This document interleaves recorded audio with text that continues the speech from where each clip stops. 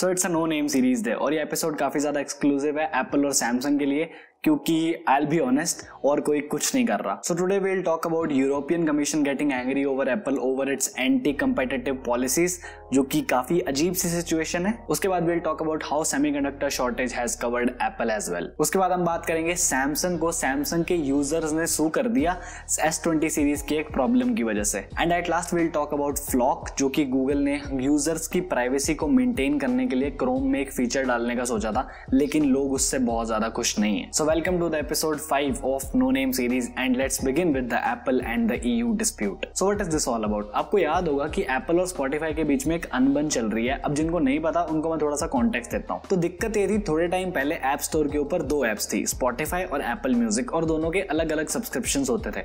मतलब अभी भी है वो चीज, but hold on for a second. तो यूजर के पास एक चॉइस थी कि वो जो चाहे वो वाली सर्विस खरीद सकता है, उसके पास दोनों ऑप्शंस अवेलेबल थे। लेकिन फिर एप्पल ने अपना Apple One बंडल निकाल दिया, जिसमें वो 2-3 सर्विसेज एक साथ देता था और वो शुरू होता था $15 से। अब Spotify और Apple Music दोनों के प्लान्स थे $10 के, तो लोग $5 एक्स्ट्रा देके पूरा बंडल ले लेंगे। लोग अकेले $10 Apple Music के लिए या फिर Spotify के लिए क्यों देंगे?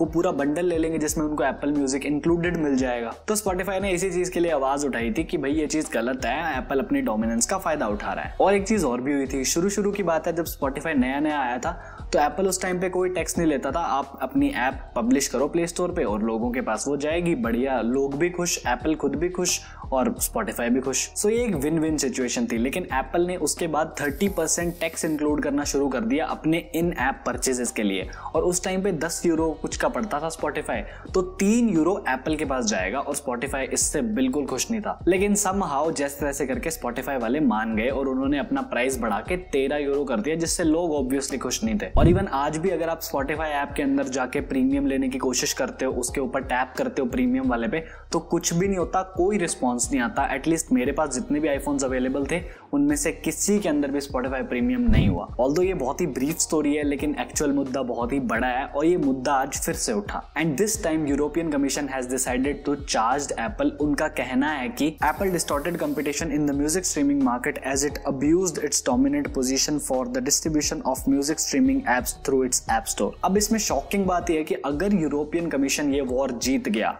तो एप्पल को कम से कम उनकी नेट रेवेन्यू का, नेट ग्लोबल रेवेन्यू का 10% फाइन पड़ सकता है, मतलब billions of dollars. Here's my take on the situation. Spotify is being a bit greedy here. Let me explain. Spotify ये चाहता है कि वो Apple App Store पे भी रहे, पूरी दुनिया उसे डाउनलोड भी करे, वो लोगों से प्रीमियम का पैसा भी ले, लेकिन जिस ऐप स्टोर के ऊपर वो है वो उन्हें इस चीज का कुछ नहीं देना चाहते। Isn't it weird? एंड ऊपर से Spotify वाले एप्पल को बोल रहे हैं कि तुम अपने एप्पल म्यूजिक से 30% का टेक तो लोगे नहीं, क्योंकि वो तो तुम्हारा खुद का है, तो तुम हमसे क्यों मांग रहे हो 30% पैसे। ये बहुत ही ज्यादा स्ट्रेंज बात नहीं होगी कि अपने बच्चे को जमीन क्यों दे रहे हो? एप्पल का स्टोर है ना, तो ऑब्वियसली रूल्स एप्पल के होने चाहिए। बाकी कोशिश करके देख लो अगर एप्पल से जीत सकते हो तो। ओके, सेकंड स्टोरी पे मूव करते हैं, ये भी एप्पल के बारे में ही है। सो लास्ट वीडियो में हमने बात करी थी सेमीकंडक्टर शॉर्टेज के बारे में, और इंटरेस्टिंगली बहुत कम लोगों ने उस वीडियो को देखा, जबकि वो बहुत ही रिसर्च्ड और बहुत ही मतलब अच्छी वीडियो थी। वो पता नहीं ऑडियंस को क्या हो रखा है, खैर छोड़ो। तो उसमें हमने बात करी थी कि ग्लोबली सेमीकंडक्टर्स की शॉर्टेज आ रखी है और प्रॉब्लम बहुत ही ज्यादा बड़ी हो गई है। किसी भी टेक कंपनी को प्रॉपर टाइम पे चिप्स नहीं मिल रही, और क्योंकि डिमांड बहुत ही ज्यादा है, लोग बहुत ज्यादा चीजें मांग रहे हैं और सप्लाई उतनी हो नहीं रही, इसलिए प्राइसेस बढ़ रहे हैं। किसी को PS5 नहीं मिल रहा, किसी को लैपटॉप्स नहीं मिल रहे। अब जिसने वीडियो नहीं देखी उसके लिए मैं डिस्क्रिप्शन में लिंक छोड़ दूंगा, आप चाहो तो वहां से देख लो, आपको पूरा कॉन्टेक्स्ट समझ में आ जाएगा। और उसमें एक कंपनी थी एप्पल, जो कि काफी चिल्ड थी, मतलब वो बिल्कुल चिल आउट थे कि उन्हें कुछ ज्यादा फर्क नहीं पड़ रहा था इस सेमीकंडक्टर शॉर्टेज की वजह से। क्यों? क्योंकि उनके पास बहुत ज्यादा पैसा है। लेकिन अब एप्पल का पैसा भी उसे इस प्रॉब्लम से बहुत ज्यादा बचा नहीं पा रहा, क्योंकि टिम कुक ने वार्निंग दी है कि जल्द ही आपको एप्पल प्रोडक्ट्स की शॉर्टेज देखने को मिलेगी। उन्होंने मेनली पॉइंट आउट करा था iPad Pro को और iMac को, जिसके अंदर M1 चिप आती है, यानी कि 2021 वाले मॉडल्स, तो उनकी शॉर्टेज हो सकती है आने वाले टाइम में। और इस शॉर्टेज की वजह से ऑब्वियसली एप्पल के प्रॉफिट्स पे भी फर्क पड़ेगा, जो कि इस बार हद से ज्यादा थे। मतलब 54% की ईयर ऑन ईयर ग्रोथ कौन सी कंपनी करती है। टिम कुक ने भी यही कहा कि it's very very difficult to predict कि कब ये शॉर्टेज प्रॉब्लम खत्म होगी, but we will try our best. So इसका मतलब साफ है कि प्रॉब्लम काफी बड़ी है और अब चीजों की शॉर्टेज होना शुरू होगी कि आपको चीजें मिलेंगी नहीं, तो जल्दी लेने की कोशिश करो क्योंकि सच में बहुत बड़ा इशू है और आपको बाद में चीजें नहीं मिलेंगी। बट ये चीजें एक पर्सपेक्टिव से काफी अजीब साउंड करती है क्योंकि अभी रिसेंटली थोड़ी रिपोर्ट्स आ रही थी कि एप्पल अपनी M2 चिप के ऊपर काम कर रहा है और अप्रैल में उसने उसकी प्रोडक्शन शुरू कर दी थी और अभी जुलाई में आपको शिपिंग होनी शुरू हो जाएगी उसकी। मोस्ट प्रोबेबली ये वाले चिप्स नए वाले मैकबुक्स के अंदर यूज होगी जो इस साल के सेकंड हाफ के अंदर आएंगे और ये भी काफी ऑब्वियस ही है कि वो सारा काम TSMC संभालेगा क्योंकि एप्पल का ये सारा चिप्स वाला धंधा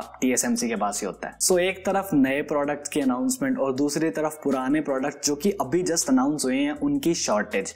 तो ये काफी एक स्ट्रेंज सी सिचुएशन है। मुझे नहीं पता एप्पल इसको कैसे पुल ऑफ करेगा, बट वील सी। नेक्स्ट बात करते हैं सैमसंग की और इनको भी सू करा गया है। कैसे? अब ये कोई पहली बार तो हो नहीं रहा कि कस्टमर्स ने किसी कंपनी को सू कर दिया हो, ये पास्ट में भी बहुत बार हुआ है। तो इस बार सैमसंग के यूजर्स ने कंपनी के ऊपर लीगल एक्शन ले लिया क्योंकि उनके फोन के कैमरा ग्लासेस टूट रहे हैं। थोड़ा एक्सप्लेन करता हूं मैं।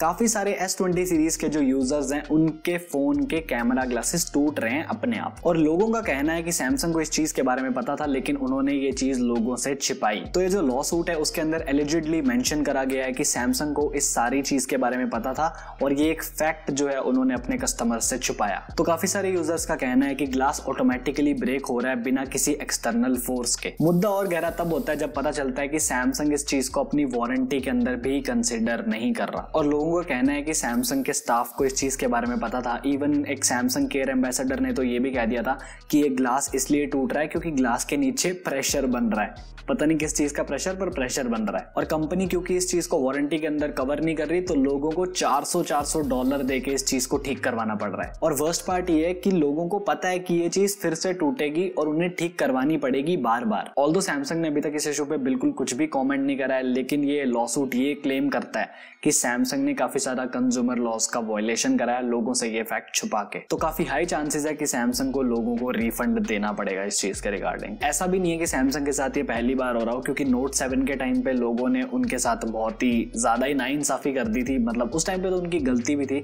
उस टाइम पे भी लोगों ने ही सू करा था उस प्रॉब्लम के लिए, तब भी सैमसंग को बोलना पड़ा था। ऐसे ही एप्पल को भी काफी बार लोगों ने सू करा हुआ है उसके आईफोन के थ्रॉटलिंग इश्यूज की वजह से। तो होता रहता है, ये बहुत आम सी चीज हो गई है। लेकिन मोस्टली ऐसी कंप्लेंट्स में ये होता है कि बहुत सारे लोग अगर एक सिमिलर इशू पे आवाज उठा रहे हैं तो मोस्ट ऑफ द टाइम गलती मैन्युफैक्चरर की ही होती है। So here is my take on this situation. Actually अगर सैमसंग को इस चीज के बारे में पता था और उन्होंने लोगों से छुपाया तो ये बिल्कुल साफ ही गलत है और वो ये गलती दोबारा ना करें तो अच्छा है क्योंकि नोट 7 के टाइम पे उनके साथ क्या हुआ था पूरी दुनिया जानती है। लेकिन सैमसंग एक बार में गलती हम सुधारते ही नहीं है, हमको बार बार पूरे इंटरनेट से गालियां खानी है, उसके बाद हम कुछ सुनेंगे। अब दिक्कत यह है कि अगर ये प्रॉब्लम ग्लोबली होती है कि उनकी सारी S20 सीरीज के साथ ऐसा होना शुरू हो जाए तो उसके बाद तो उनकी तो हालत ही पतली हो जाएगी क्योंकि दोबारा मौका ऑडियंस नहीं देने वाली। एक बार दे दिया बड़ी बात है। लास्ट न्यूज है गूगल की तरफ से। उन्होंने थोड़े टाइम पहले अपना फ्लॉक अनाउंस करा था जो कि प्राइवेसी कंसर्निंग एक फीचर था। अब फ्लॉक क्या होता है? फ्लॉक होता है फेडरेटेड लर्निंग ऑफ कोहोर्ट्स। मतलब अब ये क्या होता है? देखो थोड़ा एक्सप्लेन करता हूं मैं।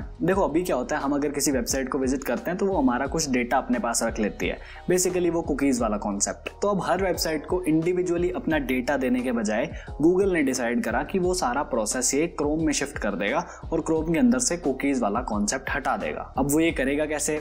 जैसे मान लो काफी सारे यूजर्स हैं, उनका सिमिलर सा डेटा है तो वो उसको एक ग्रुप में डाल देगा और उस ग्रुप को वो एक आईडी असाइन करेगा। ठीक है, तो जब भी एक वेबसाइट ओपन होगी वो एक एपीआई रिक्वेस्ट के थ्रू वो आईडी गूगल से लेगी कि इस यूजर को कैसी एड्स दिखानी है। तो गूगल वो पर्सनलाइज्ड आईडी उसको देगा और उसके बेसिस पे पर्सनलाइज्ड एड्स चलेंगी। अब कॉन्सेप्ट सुनने में तो काफी यूजर फ्रेंडली लगता है, लेकिन लोगों की गूगल के साथ ट्रस्ट प्रॉब्लम रही है हमेशा से। अब वैसे तो कुकीज का कुछ सीन मोजिला ने भी करा हुआ है, एप्पल ने भी पहले करा हुआ है, लेकिन क्रोम क्योंकि ब्राउजर्स का बहुत ही बड़ा चंक होल्ड करके रखता है अपने पास, तो जब क्रोम में कोई चेंज होता है तो जो दिक्कतें पैदा करने वाले लोग होते हैं वो भी बहुत ज्यादा होते हैं। अब काफी सारी कंपनीज हैं जैसे कि वर्डप्रेस है, डकडकगो है, वो इस चीज को बिल्कुल भी अग्री नहीं कर रही इस चीज के लिए। अब एक्चुअल प्रॉब्लम क्या है लोगों को? देखो, प्रॉब्लम ये है कि फ्लॉक जो है वो लोगों के लिए तो बहुत अच्छा है क्योंकि वेबसाइट्स आपका डेटा नहीं ले पाएंगी ज्यादा, लेकिन ये गूगल की ग्रिप ऑनलाइन एडवर्टाइजमेंट के ऊपर और ज्यादा बढ़ा देगा, जबकि गूगल ऑलरेडी ऑनलाइन एडवर्टाइजमेंट को काफी ज्यादा अपने अंडर रखता है। और अब EU भी इस मामले में आ चुका है जांच करने के लिए कि आखिर क्या सिनेरियो है, क्योंकि लेट्स बी ऑनेस्ट, गूगल के घर की रोटी किसी को भी रास नहीं आती, क्योंकि वही पुरानी बात, गूगल इज अ मोनोपोलिस्ट और अगर वो कुछ भी करता है